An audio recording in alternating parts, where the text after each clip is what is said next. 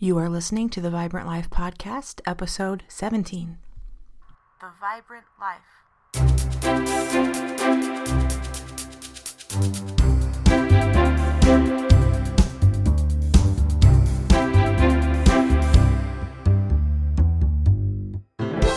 Hey you, how's it going? Really good, I hope. I'm Emily Romrell, and this is the Vibrant Life Podcast. Summer is in full swing now, and I'm honestly not sure how we got here so fast. But I've been soaking up some sun and enjoying all the summery things, baseball, barbecues, bonfires, bicycle rides, I guess, all of the great things that apparently start with the letter B. I feel like I could be on Sesame Street. But it is a really fantastic time of year, and I hope you're diving into your summer with gusto as well. And while you're feeling the excitement, now would be the perfect time to head on over to iTunes and share your thoughts in the form of a review on the podcast. It's a great time to spread the news to friends and family that would enjoy listening as well. Let's keep the ball rolling and the community growing. You know, I think we all have sayings of our parents floating around in our heads. Voices of loved ones like to repeat memories in our brains when the situation is just right. I know my mind is crammed full of these things. Things like, it's always right to be polite, or money doesn't grow on trees, and the phrase, it's always better to keep up rather than catch up, is a gift from my mother. This reminder has stayed with me, and my mom actually just repeated it to me again a few days ago, so this episode is dedicated to you, Mom. And I have to admit, peeps, I am loving the cover art for the episode this week. For better or worse, puns and cheesy jokes play a major part in my personality.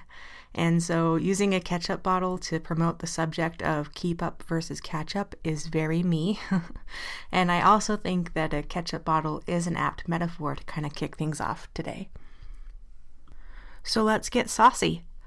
A few weeks ago, I went on a quick trip to Idaho with my brother. We stayed at my cousin's house and had a blast visiting with her and her family. And one afternoon, we played cornhole in their yard. And I gotta tell you that my beanbag tossing skills are not that great, but it was so much fun. And the teams were my cousin and me versus my brother and her little boy. Boys versus girls, go figure. But one thing that really made me smile is that whenever the throw was a little bit short, Daxton, the 10-year-old, would yell, "Give it more sauce!" So the thrower would give it some extra oomph next time. Side note, isn't oomph a fantastic word? I'm a word nerd, and that one makes me happy. But I think often in life, things pile up for us when we lose our oomph. It's easy to become complacent and bored in the daily grind.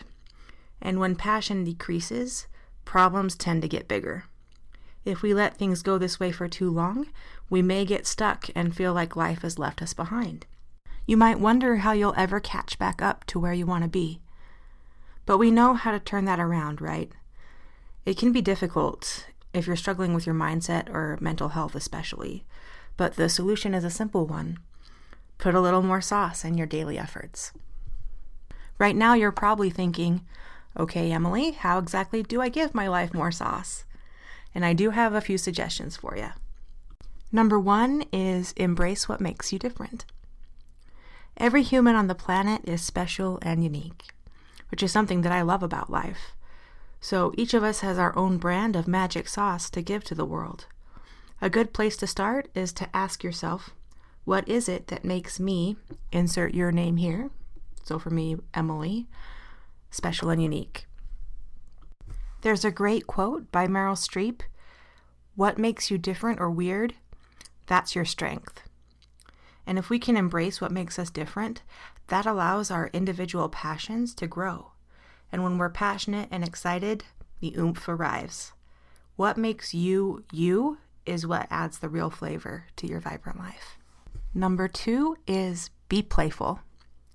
This is such a big thing, my friends. If you need some help to get you going, spend an hour playing with a child. Cornhole is a fun game, just saying.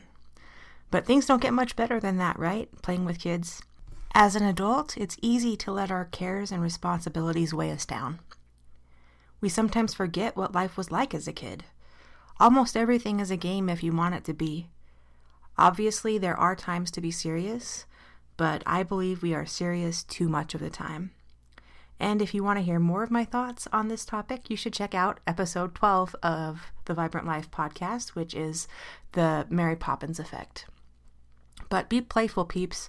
It makes a huge difference. Number 3 is manage your physical energy. To be honest, I've really struggled with this one lately. The upside is that I can affirm with experience how important managing your energy is. I deal with insomnia and debilitating headaches on the regular, which translates into low energy and fatigue a lot of the time. If you're physically drained, it's much more difficult to get things done, let alone to do them with oomph, right? So it's easy for things to pile up on you. But this is not an excuse to give up. I'm working hard to get things back into balance, and so just want you to know I am not giving up, but I do think that it's good for you to know that I struggle and that I'm working on my vibrant life from an imperfect place. We all are. I know personally that good nutrition and exercise make a difference. Spending time outside in the sunshine is also important. Getting a good night's sleep is more precious to me now than ever before. And I know that these answers may seem basic, but they're basic answers for a reason. They're vital to get the energy you need to be your best. So we've covered a couple ways to prevent things from getting out of control and how to give life more sauce, but what do you do when you're stuck in the thick of things? So you may or may not be familiar with the romantic comedy called Kate and Leopold. It's a cute movie, and the only reason I'm bringing it up is that in the show, the brother quotes this rhyme. It's actually by a poet called Richard Armour, I think is how you say his name.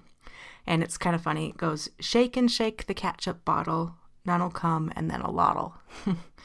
And yes, we are sticking with the ketchup theme, but I think life is often like that.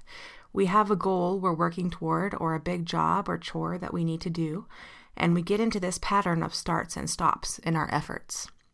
We give a big push, and then we forget it for a while and repeat. We shake the metaphorical ketchup bottle. This isn't always a bad thing, but you end up with mixed results. Sometimes you get what you want, and sometimes you get a big mess. One drawback of this start and stop method of doing work is that it takes a lot longer to get things done.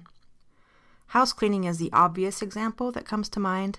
I know that I'm guilty of this. I will do a deep clean of my home and then slack off until things kind of pile up, and then I get down and dirty with another round of chores. And I'm a fairly clean person, so things don't get too bad, but every once in a while, when I'm not feeling well, I'm sick or something, I'll let things slide. It's always more difficult after these slumps to dig myself out and get everything in order again. The key is consistency. How many times do we hear about the importance of our habits when it comes to success? Although routines can feel restrictive, the truth is that building order into our lives is a major key to freedom. Without a plan, we often waste time trying to decide what to do next. And when we have a schedule, we get straight to work, finish quicker, and free up time to do what we want. However, despite our best efforts, life is messy, and we all get into slumps. I love the book, Oh, the Places You'll Go by Dr. Seuss, and he describes this situation pretty well, so I'm going to read a little bit of that for you. I'm sorry to say so, but sadly it's true that bang-ups and hang-ups can happen to you. You can get all hung up in a prickly perch, and your gang will fly on, you'll be left in a lurch.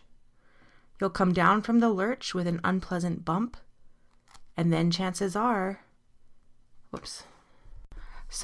and the chances are then that you'll be in a slump. And when you're in a slump, you're not in for much fun. Unslumping yourself is not easily done. You can't really go wrong with Dr. Seuss. Yes, my friends, keep up is much easier than catch up. That's the point. But if you find yourself in catch up mode, don't get too discouraged. Just focus on the next best step. Most people are familiar with this quote from Lao Tzu. is probably one of the most famous quotes I know. A journey of 1,000 miles begins with a single step. It's famous for a reason. And if you're able to get into a flow state of mind, the work gets done relatively fast. I usually listen to music or have an audiobook or podcast going on in the background when possible. But if you're truly overwhelmed, please don't be afraid to ask for help. Friends and family are usually happy to pitch in when needed, and too often we try to do things all on our own. It's all about the happy medium, right? Be as independent as you can, but be willing to give others the opportunity to show up for you. It's a nice feeling to be needed and to help people we care about. Don't deprive the special folks in your life of that chance. I bet you would do the same for them. And once you find yourself back on track, you can keep on keeping things up. So, the challenge this week is to tackle a big job that may have crept up on you, and then try to put a practice into place that will prevent that job from getting so big in the future. You can do it. I believe in you. Let's live the vibrant life. Hey, you. Don't forget to go to iTunes and leave a quick review on the podcast. It doesn't take long and it helps more than you know. Please share the love with your friends and family as well, and thanks in advance for doing that. I hope you have a great week. Take care.